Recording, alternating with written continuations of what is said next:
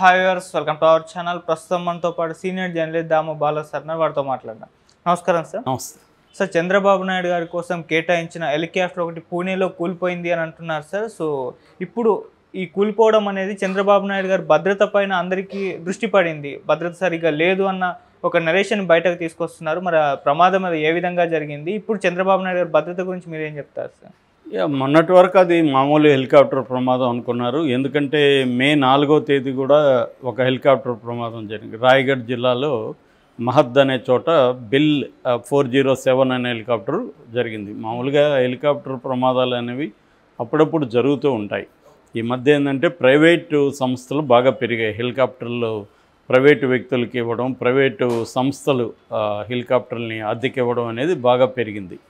ఎందుకంటే టూరిస్ట్ ప్లేస్లు కావచ్చు, లేకపోతే కొంతమంది దాన్ని వాడడం అనేది బాగా పెరిగింది.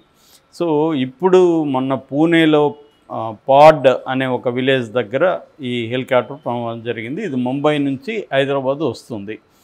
సో సడన్గా దాన్ని ఎవరో వీడియో తీశారు. అక్కడ దగ్గరగా ఉన్న పిల్లలు హెలికాప్టర్ సరదాగా దగ్గరికి కొద్దిగా భూమికి దగ్గరగా వచ్చేసరికి వాళ్ళకి ఇదయ్యి తీస్తూ ఉంటే అది సడన్గా కూలిపోయింది. సో అది అప్పుడు ఆ వీడియో వైరల్ అయింది దేశవ్యాప్తంగా. అయితే ఇప్పుడు నిన్న తెలిసిన విషయం ఏమంటే అసలు ఆ హెలికాప్టరు హైదరాబాద్కి ఎందుకు వస్తుందంటే చంద్రబాబు కోసమే వస్తుంది, చంద్రబాబు దాన్ని తెప్పించాడు అన్న వార్త నిన్నటి నుంచి వైరల్ అవుతుంది.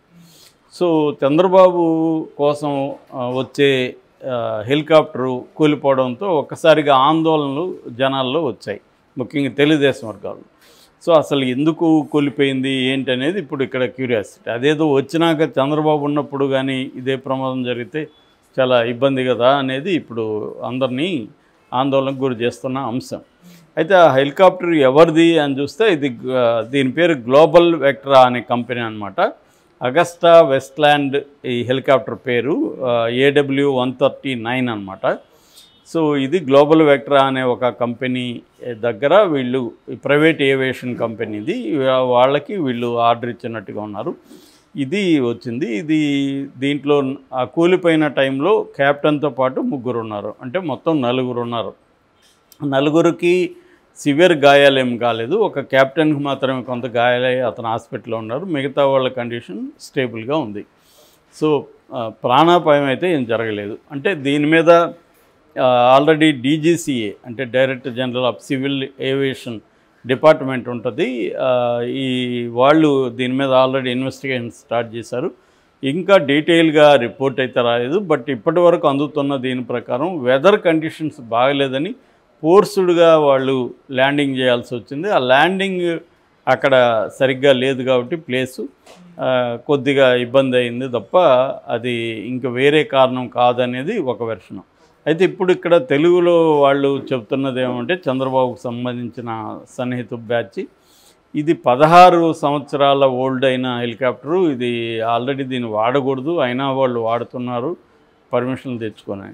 మరొక ఇదేంటంటే ఐరనీ అంటాం. ఐరనీ ఏంటంటే మన రామ్మోహన్ నాయుడే ఏవియేషన్ మినిస్టరు. సో మరి తెలుగుదేశం వాళ్ళు ఇప్పుడు చర్య తీసుకోవాలంటే ఆ ఏవియేషన్ కంపెనీ మీద, గ్లోబల్ వెక్ట్రా మీద చర్య తీసుకోవచ్చు. ఇలాంటి హెలికాప్టర్ని చంద్రబాబుకు మీరు పంపిస్తారా అనేది. ఒకవేళ దీని వెనక ఉన్న కుట్ర కోణం ఉందా? ఎందుకంటే ఇప్పుడు మనకు ఆల్రెడీ ఒక రాష్ట్ర ముఖ్యమంత్రిని మనం హెలికాప్టర్ ప్రమాదంలో కోల్పోయినాం. అందువల్లనే మన తెలుగు వాళ్ళకి ఏంటంటే ఇదొక సెంటిమెంట్గా కూడా ఉంటుంది. హెలికాప్టర్ ఎవరు ముఖ్యమంత్రుల స్థాయి వాళ్ళు హెలికాప్టర్లో పోతున్నా అందరికీ దృష్టి దాని మీద ఉంటుంది. ఇది ఏమి హెలికాప్టరు, దీనికి భద్రత పరిస్థితి ఏందని. కానీ వీళ్ళు గ్లోబల్ వెక్ట్రా వాళ్ళు ఏం చెప్తున్నారంటే ఈ హెలికాప్టరు వెళ్తున్నప్పుడు పైలట్ కానీ క్రూ కానీ దీన్ని తరోగా చెక్ చేశారు, ఎటువంటి ప్రాబ్లము లేదు.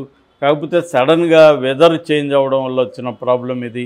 సో అనే అంటున్నారు. చాలాసార్లు వెదర్ మీద నెట్టేస్తారు, కానీ వీళ్ళు వెళ్ళే రూట్లో వెదర్ ఎలా ఉంటుంది అనేది ప్రెడిక్షన్ ఒకటి ఉంటుంది కదా. దానికి అనుగుణంగా ఒకవేళ బ్యాడ్ వెదర్ ఉంటే ఏం చేయాలనేది ప్రిపేర్ అవ్వరా అని మా డౌట్ వస్తుంది.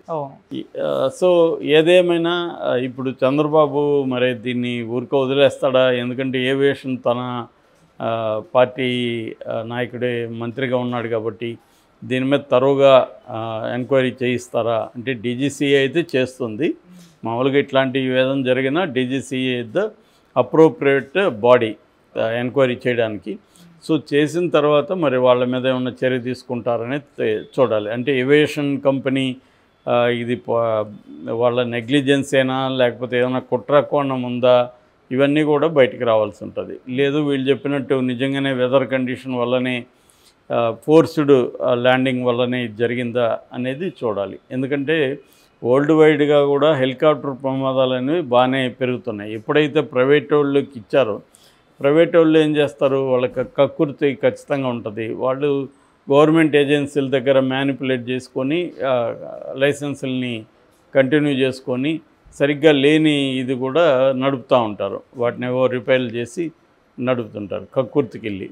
సో కానీ ఒక ముఖ్యమంత్రి స్థాయి వాళ్ళకి కూడా ఇలాంటి హెలికాప్టర్ 16 ఏళ్ళుగా పాతదైన ఈ హెలికాప్టర్ని ఇవ్వచ్చా, ఇలా పంపించచ్చా, మరి వీళ్ళు ముఖ్యమంత్రి పర్సనల్ దీన్ని ఎవరైతే ఆర్డర్ ఇచ్చి తెప్పించారో వాళ్ళు ఇవన్నీ చూసుకోరా, అది ఎన్నేళ్ళ హెలికాప్టరు, దాని కండిషన్ ఏంది, ఇవన్నీ వీళ్ళు చెక్ చేసుకోరా.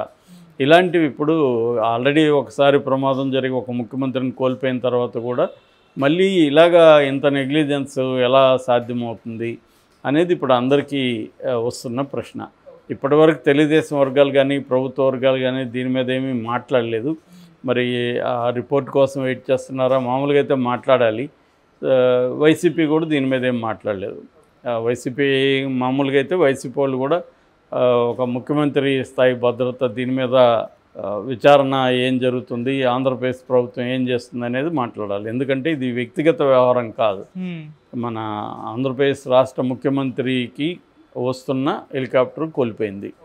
సో ఒకవేళ అది వచ్చిన తర్వాత పరిస్థితి ఏంటి? దాంట్లో మామూలుగా అయితే 8 నుంచి 12 మంది కూర్చోవచ్చు అని చెప్తున్నారు. ఓకే. సో దాంట్లో 4 వస్తున్నారు. మేబీ ఆ క్రూ కావచ్చు. ఆ క్రూలో కెప్టెన్ కాకుండా మిగతా 3 ఉన్నారు. సో లక్కీగా ప్రాణాలు అయితే ఏం కాలేదు. అంతకుముందు కూడా బెల్ అనేది 407. సో మనం ఇరాన్ ప్రెసిడెంట్ కూడా ఇలాంటి దీంట్లోనే కూలిపోయి చనిపోయాడు మన హెలికాప్టర్లోనే మనం చూసాము. సో ప్రపంచవ్యాప్తంగా ఏంటంటే దాని వెనక కూడా ఇజ్రాయెల్ కుట్రకోణం ఉందనేది కూడా ఆరోపించింది ఇరాన్ కూడా. సో కుట్రకోణాలు హెలికాప్టర్లు ఉండే అవకాశాలు ఉంటాయి. ఎందుకంటే అవి ఇప్పుడు కారు వెహికల్ అంటూ వీళ్ళ కంట్రోల్లో ఉంటుంది. వీళ్ళు రోడ్డు మార్గంలో కాన్వాయ్ ఉంటుంది, వ్యవహారాలు ఉంటాయి. హెలికాప్టర్ ఏమవుతుంది, ఎక్కడ కూలిపోతే దానికి ఏమి ఇంకా ప్రొటెక్షన్ కానీ ఏమి ఉండదు. రెండోది కూలిపోతే శిథిలాలు మనుషుల ఇది కూడా మిగలదు అసలు. సో అటువంటి ఒక వ్యవహారాలు ఉంటాయి కాబట్టి హెలికాప్టర్ విషయంలో మాత్రం ఖచ్చితంగా జాగ్రత్తలు తీసుకోవాలి. చంద్రబాబు ప్రభుత్వం కూడా దీని మీద ప్రకటించాలి, అసలు ఏం జరిగింది అని చెప్పాలి. ఎందుకంటే నిజంగానే అసలు చంద్రబాబు కోసం వస్తుందా లేదా అనేది కూడా వీళ్ళు కన్ఫామ్ చేయలేదు.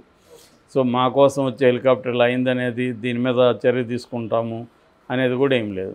సో ఎందుకు ఇంత బాధ్యతారహితంగా జరుగుతాయి? ఒక ఇంపార్టెంట్ సీఎం స్థాయి వ్యక్తికి వచ్చే హెలికాప్టరు 16 ఏళ్ళుగా అంత ఓల్డ్ అయితే దాన్ని మరి అది ఎందుకు వీళ్ళు అట్లదాన్ని అలౌ చేశారనేది ఇప్పుడు పెద్ద ప్రశ్న.